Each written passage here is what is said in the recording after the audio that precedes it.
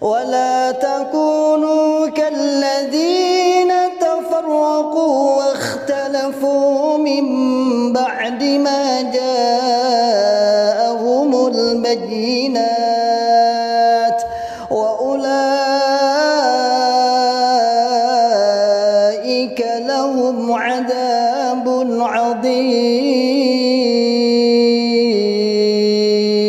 Bismillahirrahmanirrahim. Assalamualaikum warahmatullahi wabarakatuh. Waalaikumsalam warahmatullahi wabarakatuh.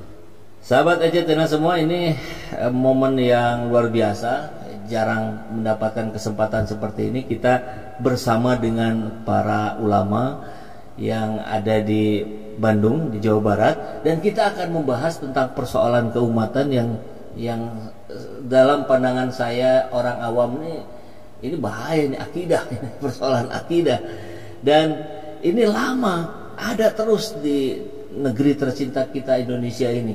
Jadi kita akan coba mengupas. Biasa kita diskusi politik, Pak Ustadz, tapi saya kira ini juga persoalan yang sangat penting untuk diketahui oleh sahabat Ejtena semua, karena kita umat Muslim ini mayoritas di Indonesia ini jumlahnya terbesar di dunia, betul Pak Ustadz ya? Di dunia paling besar. Jadi tentu upaya-upaya pihak-pihak yang ingin merongrong, menghancurkan begitu besar, begitu masif dan terus-menerus. Dan yang ada di kiri kanan saya adalah para ustadz ulama yang berada di garda terdepan untuk menangkal hal-hal seperti itu. Jadi saya bilang ini pertemuan yang luar biasa. Terima kasih sudah berkenan ke studio kecil saya, Pak Ustadz. Alhamdulillah. Ya, di sebelah kiri saya Pak Ustadz Roin Nul Balad, ya, Ketua Dewan Dakwah Indonesia Provinsi Jawa Barat, dan di sebelah kanan saya Pak Erawan, sebagai pimpinan jamaah yang sudah hijrah dari LDII, betulnya. Nanti namanya bisa diceritakan lebih lanjut. LDII menjadi sebuah fenomena yang menarik. Dulu tidak ada LDII, adanya Islam Jamaah. Jadi hal baru tapi warnanya sama, kemudian juga membuat umat bingung. Nah, agar tidak bingung, mari hari ini kita akan kupas tuntas itu. Dan mungkin kesempatan pertama bisa dari Pak Erawan mungkin ya, untuk bercerita ini LDII ini apa sih? Sejarahnya seperti apa sih? Monggo silakan sambil memperkenalkan diri juga boleh. Siap. Terima kasih Kang Saiful. Ya. Bismillahirrahmanirrahim. Assalamualaikum warahmatullahi wabarakatuh. Waalaikumsalam. Alhamdulillahillazi adhabana al-hazan inna rabbana laghafurun syakur. Asyhadu an la ilaha illallah wa asyhadu anna Muhammadar Rasulullah sallallahu alaihi wasallam wa alihi washabihi ajmain, amma ba'du. Perkenalkan diri ya, Kang Saiful. Jadi nama saya Ahmad Erawan. Saya di Jawa Barat ini sebagai Ketua Forum Persaudaraan Hijrah Wasatiyah. Jadi itu wadahnya para mantan LDII. Itu. Jadi betul sekali Pak Kang Saiful, saya sebenarnya di LDII nggak begitu lama ya, sekitar 20 tahun lah. Waduh, lama kali. Dibandingkan dengan kawan-kawan kami yang hijrah, ada yang dari lahir itu sampai umur 45 tahun baru sadar loh kok ini sesat gitu. Kemudian ada yang kawan kami yang dari Cirebon ya, Pak Haji Mario, beliau pendainya dulu awalnya, sekarang baru tersadarkan setelah di dalam 53 tahun, usianya sekarang 60 tahun lebih lah. Tapi semua ini kami catatkan sebagai memang kodar kami ya, kodar kami. Memang Allah sudah kodarkan seperti ini. Di balik itu apakah kami harus apa? Berarti kami harus mendakwahkan ini, memberitahu kepada orang muslim lain supaya tidak tersesat seperti kami gitu, Pak Kang Saiful ya. Jadi pengalaman kami di dalam itu jangan sampai diulangi oleh orang-orang yang belum tahu tentang akidahnya di dalamnya ini ya. Nah, kemudian kalau yang masih di dalam, ya yuk kita hijrah sama-sama baroah dari kesesatan ini ke menuju Islam rahmatan lil alamin. Nah, ini bukannya berarti kami akan membentuk suatu hizbi yang baru, golongan baru, tandingan bukan. Karena memang aturan di negara Indonesia ini setiap perkumpulan itu harus ada berdasarkan asas hukum. Jadi kami beserta yang hijrah tahun 2022 lah. Sebenarnya hijrah kami dari 2018, cuman 2022 membentuklah suatu forum, nama ini Forum Persaudaraan Hijrah Wasatiyah untuk di Provinsi Jawa Barat ini. Kami meminta kesediaan Pak Kiai Roin sebagai Dewan Pembina. Karena awalnya kami juga ditunjukkan oleh Pak Kiai Atian Ali supaya menghubungi beliau ini gitu.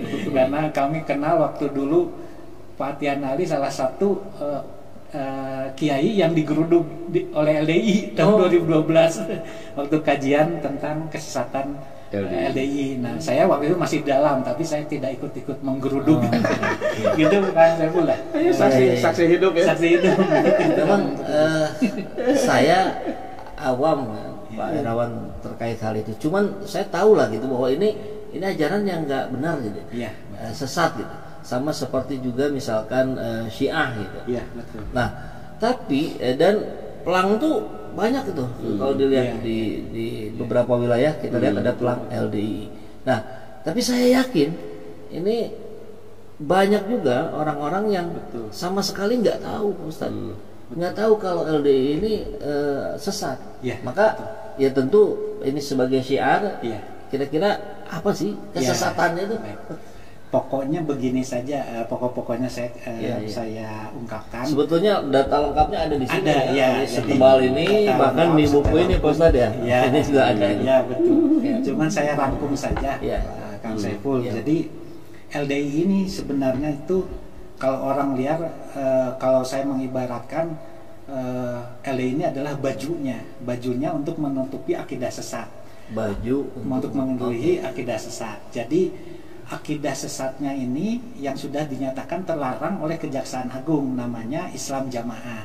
Itu keputusan Jaksa Agung tahun nomor 089 DA garis miring 10 1971. Ya, jadi ini sudah dinyatakan sesat. Nah, karena mereka ini karena paham ini kan sulit diberantas kalau paham. Saya yakin lah kalau ini karena dia suatu keyakinan benar, ini kan terus berkembang. Nah, untuk berkembang ini kan mereka berganti-ganti bentuk. Jadi berganti-ganti bentuk, ada yang saya catat di sini jadi Yayasan Dakwah Karyawan Indonesia, kemudian ada Yakari, kemudian Lemkari, terakhir ada LDII. Gitu ya. Jadi harus dimengerti bahwa yang intinya ajarannya itu akidahnya ini udah dinyatakan sesat. Nah, untuk menutupi kesesatan ini si pengurus atau imamnya ini dan para pengurus Islam Jamaah inilah ini membentuk suatu organisasi yang namanya LDII, kemudian juga ada Senkom, ada Persinas Asad. Nah, kemudian ada kegiatan camping cai, itu Cinta Alam Indonesia juga. Kemudian ada Sapo Pramukanya, ada Fosginya dan lain-lain. Fosgi itu baru dibentuk untuk yang suka hobi-hobi sepak bola lah gitu ya. Nah, ini semua yang tiga pertama ini sudah dinyatakan oleh keputusan inkrah MA ya, termasuk kawan kami ini yang berjuang di atas untuk mendakwah siarkan bahwa ini kesesatan dan ini dibungkus oleh tiga organisasi ini. Ini sudah keputusannya sudah jelas. DMA ini memang bahwa LDI adalah penerus Islam Jamaah. Gitu.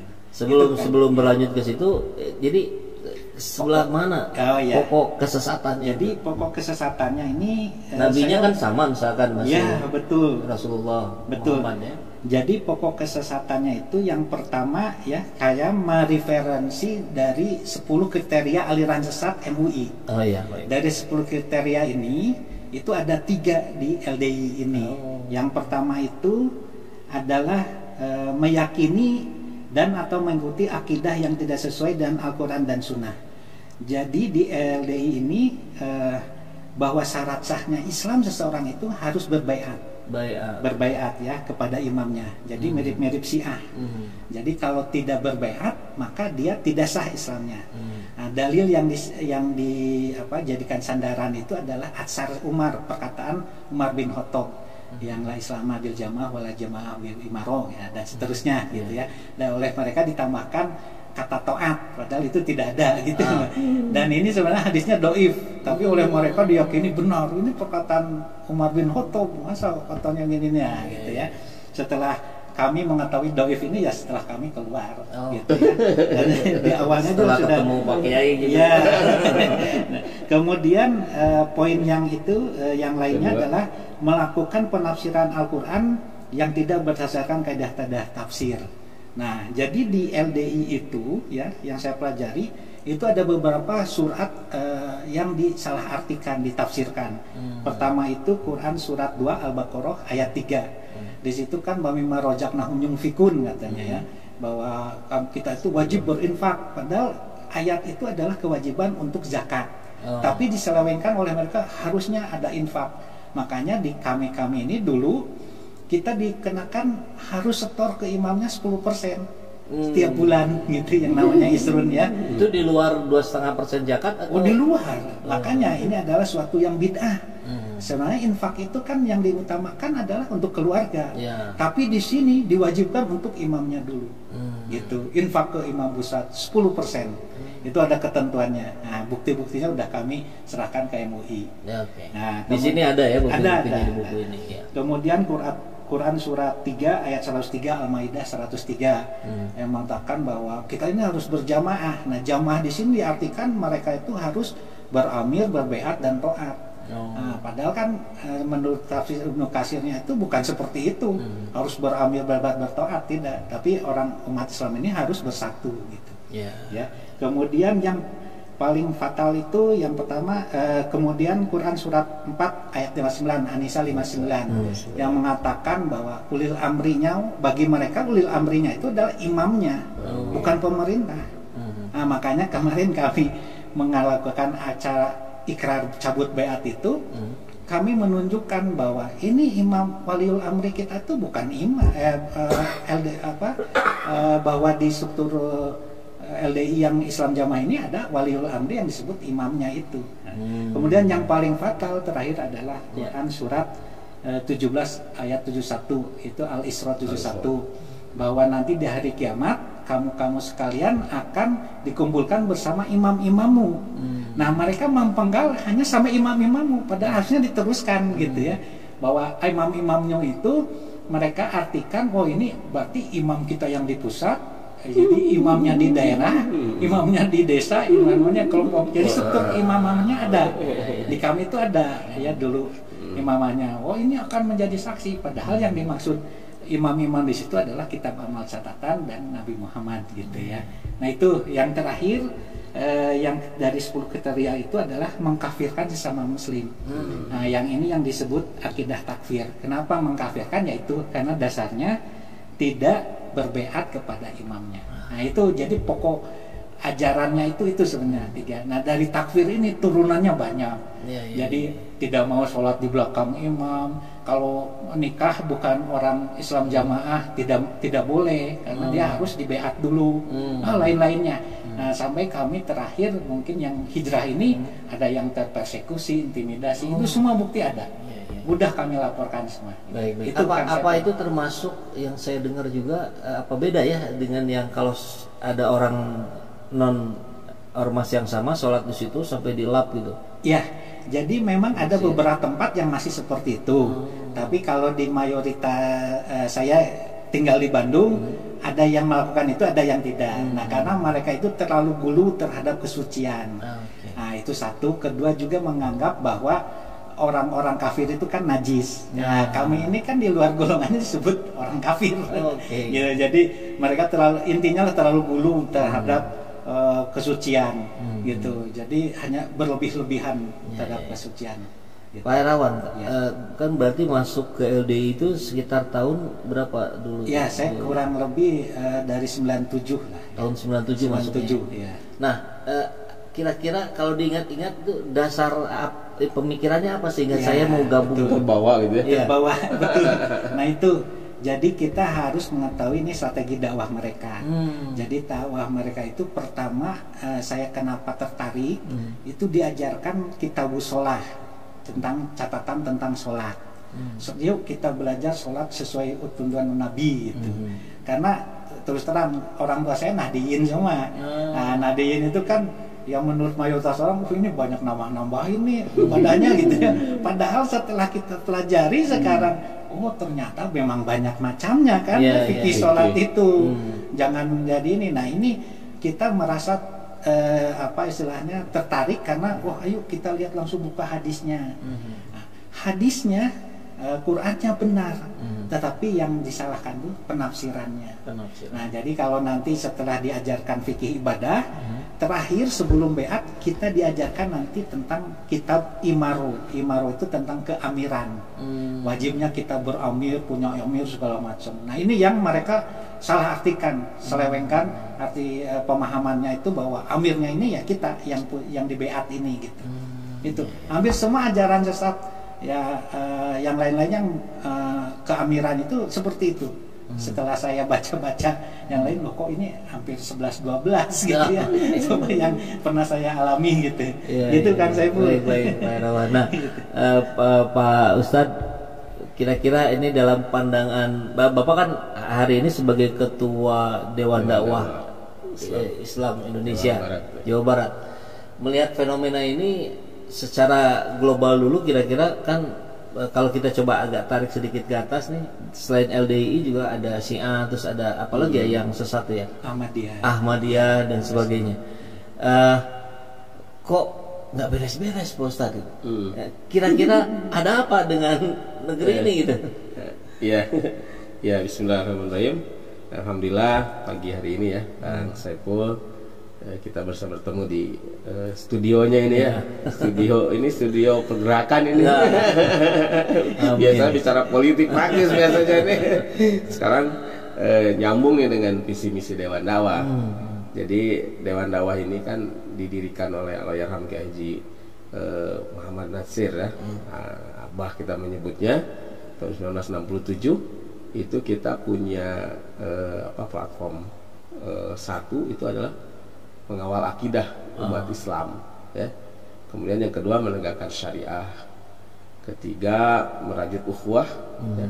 Keempat kemudian ada solidaritas ya, sama muslim dan sama anak bangsa, bangsa sama anak manusia ya. Dan yang terakhir adalah mendukung keutuhan NKRI. Itu adalah Dewan Dakwah itu kerjaannya. Nah, di Indonesia ini memang kita memahami sekali bahwa ancaman akidah itu sangat nyata dan banyak ya. Di antara ancaman yang sangat nyata dan banyak itu kita sering menyebutnya, yang pertama adalah tansyiriyah, pemurtadan ya, atau ada bahasanya kristenisasi misalnya. Karena memang di lapangan sering kita dapatkan saudara-saudara sebangsa yang beragama Nasrani yang memang melakukan penyebaran agama kadangkala melanggar aturan negara. Nah, yang kedua kita menyebutnya adalah aliran yang menyimpang, aliran sesat. Nah, hari ini karena konteksnya dengan LDII ini ya, bukan DDI. Dengan LDII konteksnya ini adalah salah satu yang disepakati oleh Majelis Ulama Indonesia dari tahun 1970 berapa? Satu ya. Ini sebetulnya adalah kelanjutan dari Islam Jamaah. Nah, saya belum lahir tahun 71, tapi Dewan Dakwah ini sudah menangani masalah Islam Jamaah, karena sudah banyak lah ya hitungannya, lebih dari 10 jari ini ya, korban Islam Jamaah dulu. Itu zaman ayah saya yang nanganinya. Zaman ayah saya yang sekarang ya udah 80 tahun ya saya itu. Jadi zaman ayah saya. Nah, tentu ketika Islam Jamaah akhirnya dilarang, kemudian hilang namanya, nah muncullah LDI. Saya sendiri kurang tahu LDI itu mulai tahun berapa aja. Ini Pak Erawan yang paham tadi. Karena ini 90 belah rubah nama kan. Nah, saya tahun 90 itu baru SMA kelas 1 ya. Nah, tahun 92 nah itu jadi udah jadi LDI ya. Nah, saya juga dilibatkan oleh ayah saya menangani korban-korban yang sudah masuk di LDII. Jadi korbannya waktu itu tidak ada yang mau terus terang memang misalnya, tapi hanya merasakan ada keganjilan ya, keganjilan. Nah, tadi sudah disebutkan bahwa sebetulnya dalam ajaran Islam itu kan kita bisa menilai itu pertama dari akidah, ya. Kedua dari kaifiah ibadahnya, ya. Nah, kemudian yang ketiga tentu adalah hubungan ukhuwahnya bagaimana gitu kan. Nah, tadi kan disebutkan LDI ini kan dinilai dari segi keormasan kan ormas Islam. Nah, ini hubungan dengan pemerintah nih. Dia mendaftarkan diri gitu resmi ya. Karena tadi Islam Jamaah sudah dilarang, maka dia bikin lembaga baru namanya LDI yang kita tahu hari ini. Nah, jadi secara pandangan mata pemerintah dia legal, formal, daftar, punya nomor Menkumham gitu kan. Nah, sehingga secara hukum negara dia bisa beraktivitas karena dianggap tidak ada penyimpangan dari hukum negara. Hukum, saya sering menyebutnya hukum-hukum konstitusi lah ya, ayat-ayat konstitusi gitu kan. Nah, tapi bagi akidah Islam ya, ajaran Islam itu pertama dilihat dari segi akidahnya dulu ya. Nah, tadi jelas akidahnya itu penyimpangan yang sangat nyatanya adalah mengangkat amir. Karena syahadat yang benar itu kan cukup dengan asyhadu alla ilaha illallah wa asyhadu anna Muhammad dan Rasulullah. Adapun disebutkan dalam ayat yang lain bahwa pemimpin kita ini adalah Allah, Rasul dan ulil amri minkum. Nah, ulil amri minkum di situ tidak satu hak, satu kewajiban sebagaimana kita mengangkat nabi. Ya. Pemimpin zaman sekarang ini tidak ada yang seperti nabi karena kan tidak ada yang maksum. Nah, tapi sekaligus nih klarifikasi, ada mantan kan. Jadi posisi amir di LDI itu seperti apa gitu kan? Coba. Jadi waktu kami di dalam itu memang ini subhat yang paling kental sampai sekarang. Jadi mereka berdasarkan dalil ini Pak Yayi bahwa taatlah kepada amir maka akan taat kepada Rasul sama dengan taat kepada Allah. Nah, perkataan amir ini, ya ini amir yang kita beat ini, subhatnya seperti itu. Nah, padahal kan kalau menurut hadis itu, Nabi itu kan mengutus sahabatnya, dilupakan namanya, Mu'ad bin Jabal siapa? Ke Yaman, itu supaya berdakwah ke sana, nah, menguatkan supaya ini apa yang diputuskan oleh Mu'ad bin Jabal ini, nah ini harus ditaati, itu sama dengan perintahku. Kalau sekarang ini kan harusnya konteksnya tidak seperti itu lagi. Gitu. Jadi sekarang dibalik amir dulu kalau dia ada itu. Jadi tadi kan kalau tadi dari cerita yang beliau barusan sebutkan ketika Nabi mengutus sahabat Mu'ad bin Jabal ke Yaman ya. Nah, Nabi menyampaikan kamu akan bertemu dengan permasalahan di sana. Bagaimana kamu akan memutuskan permasalahan tersebut? Maka sahabat Mu'ad mengatakan akan kuputuskan dengan ayat-ayat Allah. Kalau nggak didapatkan, ya akan diputuskan dengan sabda-sabda Nabi, sabda-sabda bangkau itu. Nah, baru ijtihad terakhir. Nah, kalau yang dari LDI ternyata amir. Nah, jadi kalau dari segi akidah ya tadi sudah mulai ada penyimpangan di situ. Kalau di Syiah kan mengangkat Ali sebagai amir. Bedanya itu kalau di Syiah kan dinyatakan asyhadu alla ilaha illallah, asyhadu anna Muhammadar Rasulullah wa anna aliyan waliyullah. Jadi dan sesungguhnya Ali adalah wali Allah. Kalau di LDI tidak disebutkan amirnya itu di ketika syahadat, tapi prakteknya menjadikan amir itu bagian yang harus. Karena tadi kalau memangkat amir bisa masuk surga. Tanpa amir tidak masuk surga. Taat amir itu masuk surga, tidak taat amir masuk neraka. Itu jadi doktrinnya. Itu yang pertama dari segi pemahaman akidahnya. Makanya tadi kriteria dari MUI masuk. Salah satu tanda sesatnya itu adalah memiliki akidah yang tidak sesuai dengan yang mainstreamnya akidah Islam. Nah, yang kedua itu dalam masalah fikihnya juga tadi kan. Tadi misalnya fikih dalam masalah mengeluarkan zakat, infak atau sedekah. Justru ini mesti ke amir kan, tidak bisa kalau tidak ke amir, kan? Ini dan tidak boleh juga menyampaikan infak sedekah itu ke lembaga amil zakat misalnya, nggak bisa, mesti ke amirnya. Yang hebatnya itu tadi Amir pusat apa? Amir pusat. Amir pusat semuanya ke Amir pusat ya.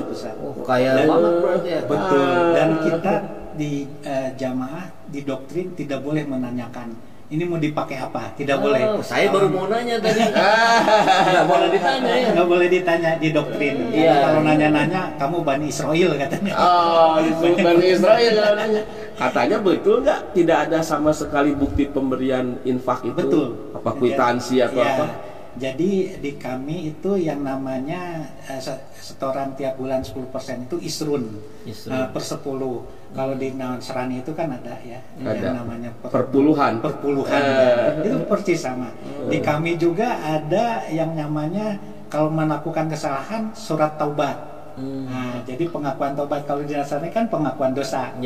Tapi ujung-ujungnya itu adalah konversi ke setoran uang. Nah, jadi kalau Anda misalnya bertobat zina gitu ya, itu ada edarannya harus bayar. Saya diperlupakan lagi 500 atau 700 ribu.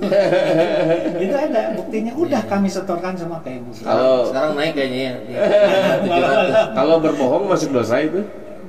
Ya, nah ini jadi strategi mereka itu ada yang namanya fatonah bitonah budi luhur.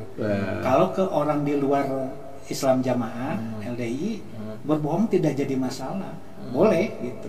Makanya mereka itu dalam konteks apapun. Dari segi persaudaraan, ukhuwahnya kalau kita kan dalam Islam siapapun yang syahadatnya tadi sama itu kan saudara kita yang ukhuwah Islamiyah.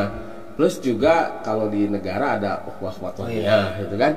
Nah kalau LDI kan ini pengalaman dari beberapa orang yang masih di LDI pada zaman itu. Saya mulai diajak tahun 97 ya sama ayah saya.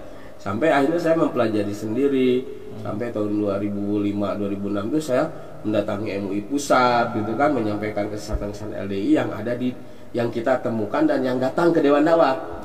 Karena Dewan Dakwah menyebutkan mengawal akidah, jadi kita itu sudah biasa ada yang datang korban pemurtadan oleh Kristen, korban disesatkan oleh LDI, korban yang disesatkan oleh Ahmadiyah, ya kemudian oleh Syiah.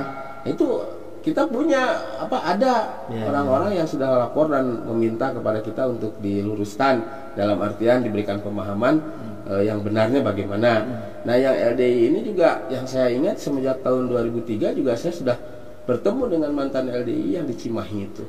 Ya mungkin Pak Irawan bisa cerita bagaimana yang Cimahi. Saya datang ke rumahnya ya, yang di daerah Cimahi itu ya. Banyak itu yang sudah merasakan kesesatan LDI. Nah akhirnya kita mencoba memahami bagaimana sih dan secara organisasi Dewan Dakwah itu bekerja sama dengan LPPI. LPPI itu ini nih adalah lembaga penelitian dan pengkajian Islam. Nah dulu pendirinya Ustaz Amin Jamaluddin Allahyarham sudah meninggal. Nah tapi buku-bukunya sudah keluar. Ini ada kupas tuntas kesesatan dan kebohongan LDI. Nah ini sebenarnya jawaban dari direktori LDI.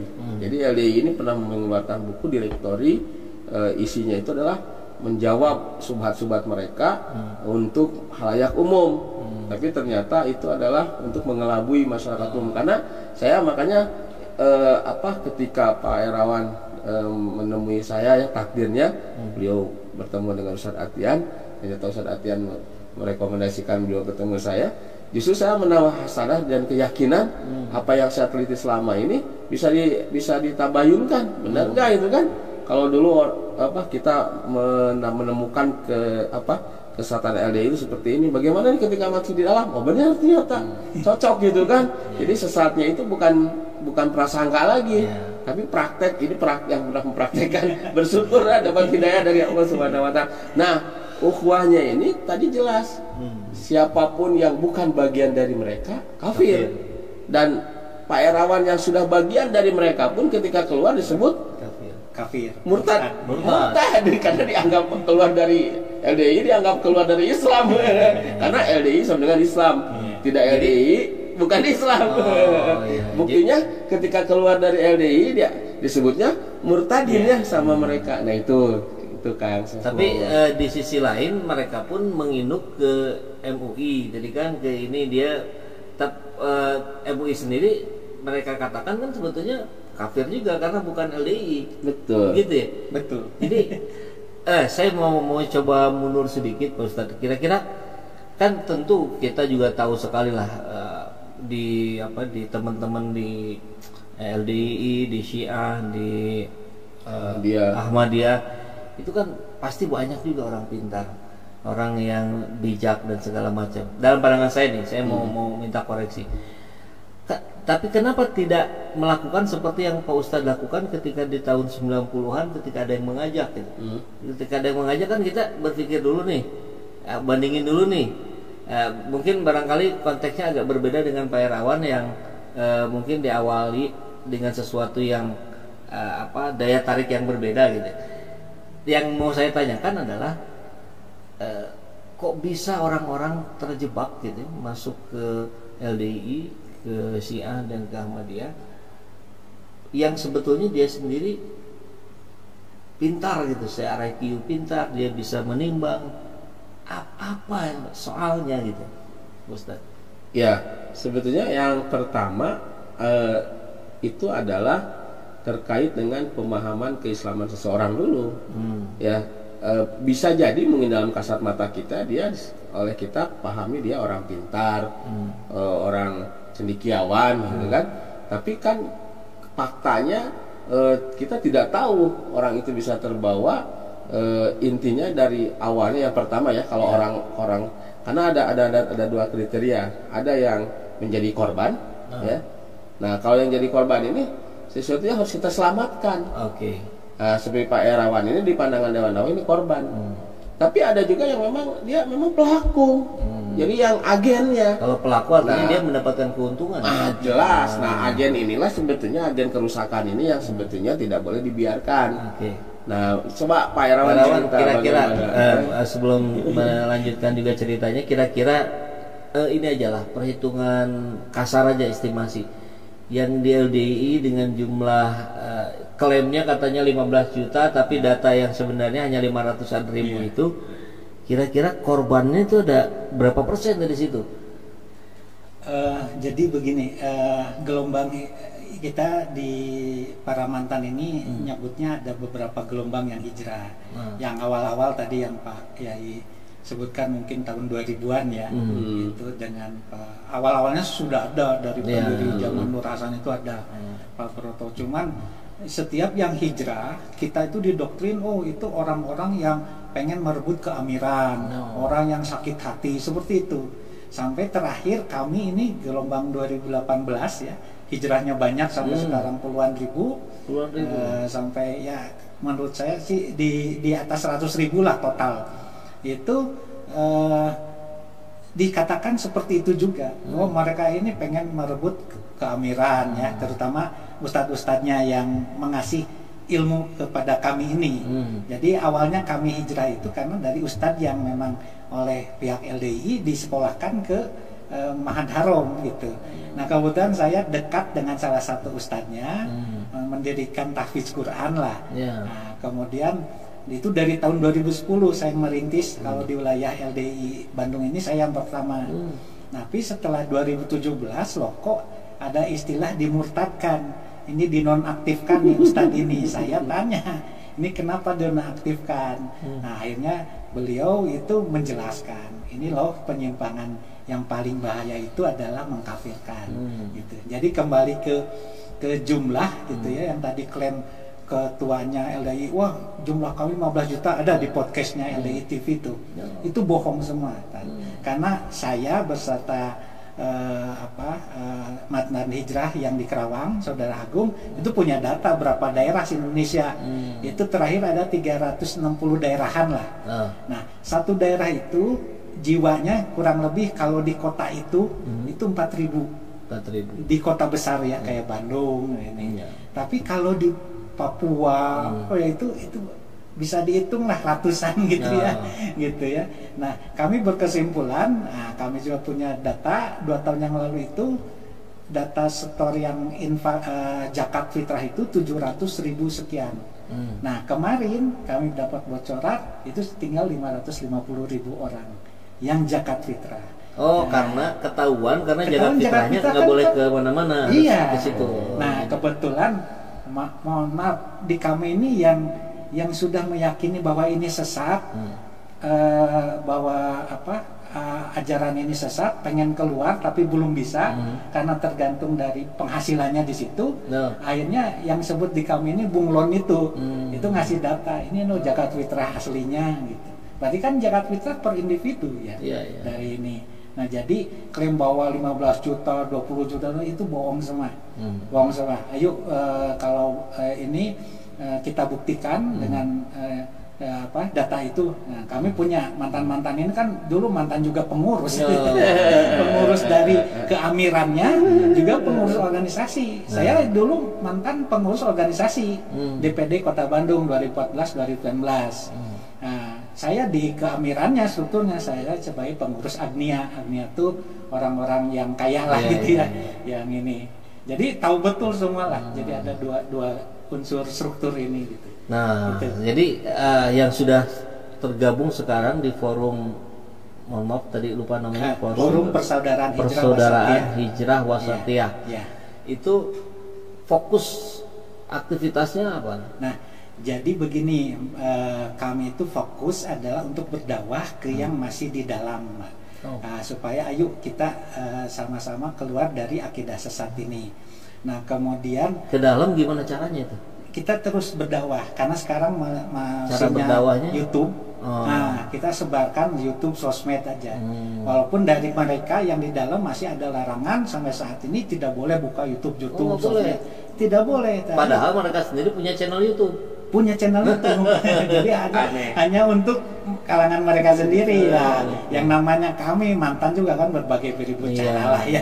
Supaya bisa nembus gitu. Alhamdulillah terus bergelombang. Lewat WA terus ada juga ya. Ada juga. Jadi kita berbagai macam. Kemudian yang hijrah ini kan semua ada yang ahli IT segala macam gitu ya. Jadi kita fokus berdakwah itu satu. Kedua, kita berdakwah juga ke kalangan umum. Jangan jadi sampai korban seperti kami. Nah, itu yang jangan. Tadi korban. Betul Pak Yai. Kita ini korban itu sudah dibodohi, akidahnya ditipu segala macam. Kemudian kita tidak terasa diperas. Harus setelah 10% ini pembelaan ini segala macam. Padahal kalau kita lihat, tanya ini kok pembelaannya kemana? Kalau saya di dalam ini nih, kayak masjid ya, pembangunan masjid. Harusnya kan dari imam pusatnya itu kalau membangun masjid ya udah ini uang infak saudara-saudara kita, ayo bantu.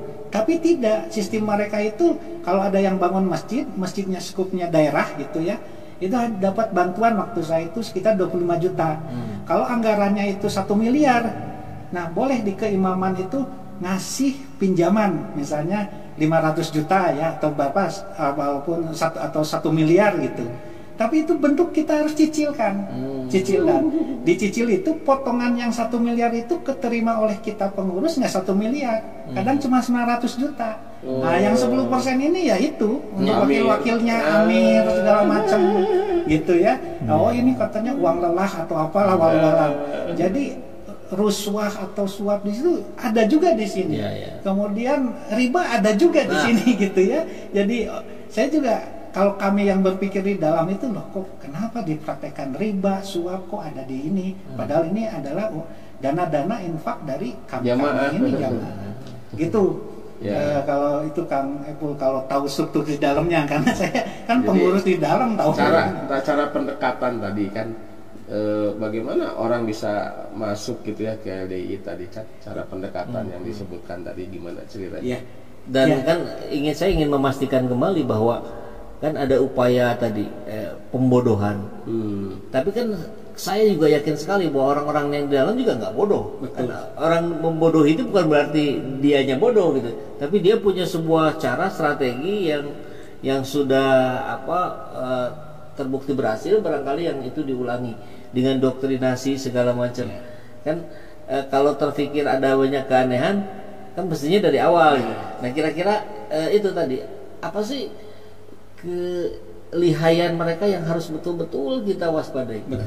Nah itu tadi kalau cara masuk ke orang yang di luar itu adalah dengan pendekatan tadi, mengaji dengan kitabus sholah dulu, kemudian yang tadi lah intinya kitabus sholah, zakat segala macam, terakhir dikajikan kitab tentang imaro, keamiran, karena memang sudah depannya menganggap bahwa ini ada, oh ini benar semua, dalil-dalilnya semua benar gitu ya, karena kita awam kan tidak tahu penafsirannya. Jadi pas masuk ke kitab Imarah tentang keamiran dianggapnya ini benar semua gitu. Akhirnya ya udah kita beat itu awalnya masuk untuk orang luar. Nah untuk orang dalam sendiri mereka penguatan itu adalah dengan harus mewajibkan ngaji. Kalau saya dulu seminggu itu harus 3 kali, nyamannya sambung. Kalau tidak sambung berarti ini harus dipertanyakan ketaatannya. Sambung itu sambung ayat? Sambung itu ngaji. Ngaji istilah kita sambung tuh, amir. Sambung amir, sambung jadi, amir. Biar terus nyambung dengan amir. Ya. Jadi tadi pengalaman saya ada orang yang mengadu dan kemudian akhirnya udah keluar sekarang. Itu saya pernah nanya juga sama seperti Kang Saiful. Bapak, saya bilang bapak dan ibu ya suami sih. Udah berapa lama ikut jadi? Udah 3 tahun. Loh kok bisa ikut sekarang merasakan ada kelainan? Karena di awal-awal itu terasa tidak ada kelainan. Di awal-awal, nah saya juga nggak tahu ya ini yang mantan. Kira-kira berapa lama itu tidak terasa ada kelainannya itu? Ya karena kami didoktrin. Jadi ya terus terang lah kami keluar ini adalah hidayah Allah lah. Itu faktor hidayah utama. yang sangat mahal. Nah tapi kalau untuk orang dalam yang dikasih tadi Kang Saiful bilang kan banyak orang pintar, mereka pintar dalam hal ilmu bukan agama, tapi kalau dalam hal ilmu agama seperti kami ini saya nol gitu sebenarnya. Nah ibarat gelas kosong kan mau diisi apa-apa jadi kan. Nah hanya faktor hidayah lah yang mengasihkan hidayah Allah yang kita jadikan berpikir.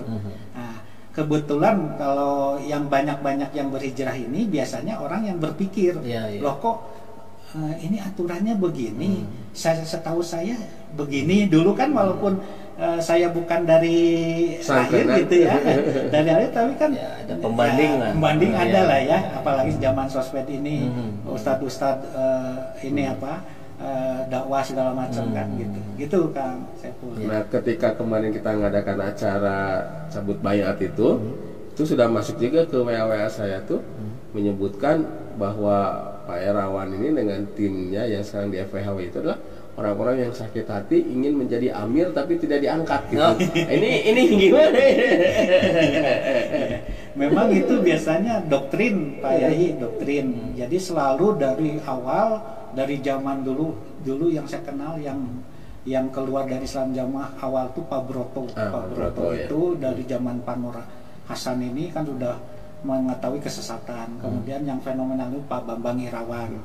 Ya, Bambang Irawan, kemudian wakil amirnya Pak Ustadz Mauludin yang kemarin kita dikasih acara gitu. Selalu doktrinnya itu orang yang keluar adalah orang yang sakit hati pengen merebut jadi keimaman atau keamiran. Itu selalu doktrinnya dari pusat gitu. Gitu Kang Saiful. Jadi kami di jamaah itu kan dulu masih di dalam itu tidak boleh, jadi informasi itu harus satu dari atas, satu sumber gitu.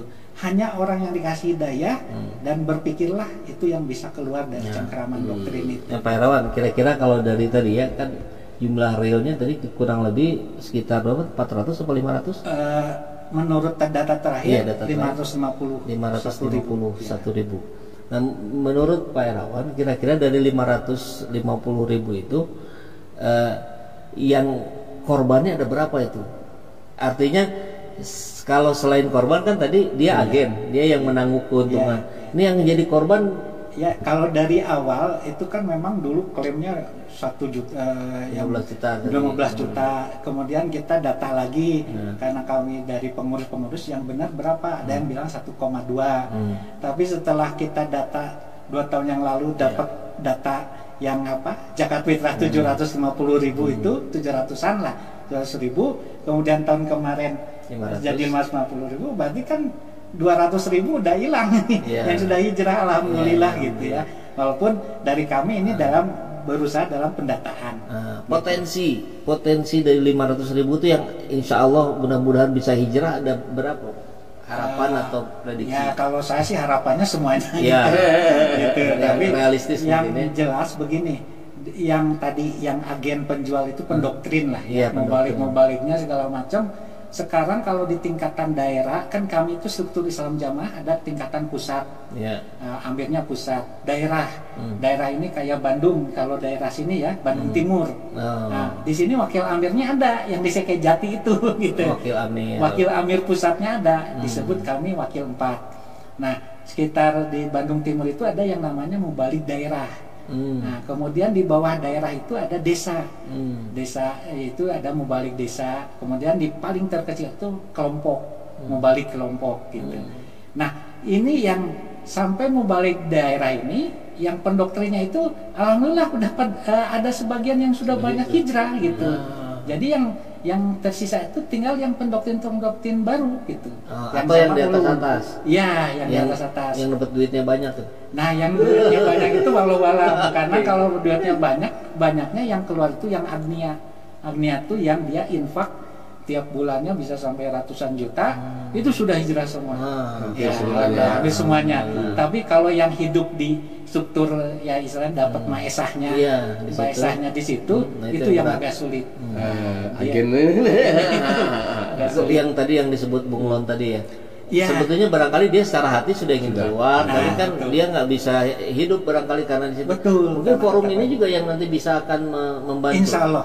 Salah satunya itu forum kita dalam bidang ekonomi itu penguatan untuk mantan-mantan yang hijrah. Makanya salah satunya Dewan Pembina ini Pak Komjen Nur Faiji bilang kita harus siapkan juga tempat untuk mengajinya mereka, karena kebiasaan kami ini karena didoktrin 1 minggu harus ngaji gitu. Nanti pas keluar pasti orang yang hijrah pertama itu nanti saya ngajinya di mana gitu. Itu selalu. Nah, makanya saya sama Pak Kiai Roin dengan Dewan Dakwah, Pak Kiai kita bikin program untuk pembinaan ini, terutama akidah yang awam ini.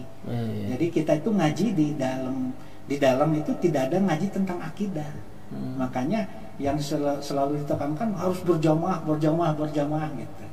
Gitu. Jadi utama itu akidahnya ini harus dibangun.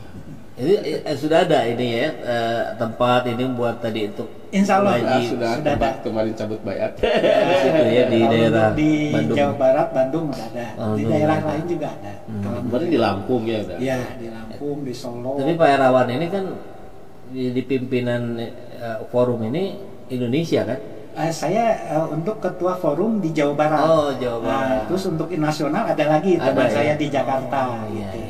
Saya untuk provinsinya lah. Jadi partnernya ini sama Pak Kiai Roin karena dulu dari Pak Kiai Atian Ali langsung temui Pak Kiai Roin. Alhamdulillah Allah kodarkan ini. Jadi kita bisa bersinergi untuk berdakwah. Gitu. Barangkali closing statement Pak Ustadz untuk masyarakat, untuk umat tentang bagaimana kita berjamaah tapi jangan sampai masuk ke jamaah yang sesat. Ya, sederhana sebetulnya. Islam itu sudah punya garis yang jelas. Lihat aja dari segi rukun iman dan rukun Islam. Itu dulu saja. Kalau rukun imannya itu sudah 6, sebagaimana yang sudah dipahami sejak kita kecil, tidak ditambah, tidak dikurangi, dan isinya juga tidak disimpangkan, selesai. Rukun Islamnya juga 5, tidak ditambah, tidak dikurang, karena semua ayat saat itu pasti ada masalah dan menyimpang dari rukun iman dan rukun Islam ini. Jadi kalau kelihatan ada itu, cepat komunikasikan dengan ulama yang memang hanif, yang lurus. Ya, karena cara tahunya gimana ini ulama yang garis lurus apa garis bengkok? Ulama yang hanif itu minimal kayak Majelis Ulama Indonesia. MUI aja patokannya. Kayak MUI. Nah, kalau misalnya kita juga kita juga aktif misalnya di Ormas Islam, ya bisa pindah ke Dewan Dakwah, bisa. Ke Muhammadiyah, ke Persatuan Islam, ke Nahdlatul Ulama, bisa. Itu aman itu ya. Aman karena memang rukun iman rukun Islamnya nggak ada permasalahan, masalah yang itu ya yang besar itu. Nah, kalau LDI jelas ada penyimpangannya tadi. Syiah juga sama, Ahmadiyah juga sama, ada penyimpangan dari rukun iman dan rukun Islam yang pasti itu. Nah, itu aja sederhananya. Baik. Dari Pak Herawan ada closing statement? Ya, dari kami hanya menghimbau dan mengajak saja. Saya pun untuk teman-teman kami yang masih di dalam, ayo kita berhijrah berbaroah dari keluar dari aliran ini. Mungkin mereka belum mengerti, tapi mudah-mudahan Allah memberikan hidayahnya. Kemudian bagi kawan-kawan yang belum pernah tahu mengenal LDII, kalau ada yang pertanyaan tentang LDII atau Islam Jamaah, kami siap memberikan keterangan. Baik. Jangan menjadikan jadi korban seperti kami ini. Baik. Jadi ada nomor yang bisa dihubungi atau apa? Bisa. Ada call center, ya? nomor beliau Call saya. Baik. Nanti setelah ini tayang, kita akan coba masukkan itu di kolom deskripsi. Dan kalau memungkinkan juga di layarnya. Siap. Munculkan. Masya Allah. Terima kasih banyak atas kehadirannya. Ini pencerahan luar biasa buat saya secara pribadi, dan saya yakin juga sahabat EJT semua juga merasakan hal yang sama. Kita dapat ilmu baru. Terima kasih sudah datang ke sini, sudah menyampaikan. Mudah-mudahan ada kesempatan berikutnya kita memperdalam lagi hal-hal, karena saya kira masih banyak persoalan-persoalan lain yang harus kita diskusikan dan kita syiarkan. Begitu Pak Ustadz ya. Jadi terakhir terima kasih, jazakallahu khairan katsiran. Mudah-mudahan bermanfaat untuk semua. Assalamualaikum warahmatullahi wabarakatuh. Waalaikumsalam warahmatullahi wabarakatuh. ولا تكونوا كالذين تفرقوا واختلفوا من بعد ما جاءهم البينات وأولئك لهم عذاب عظيم.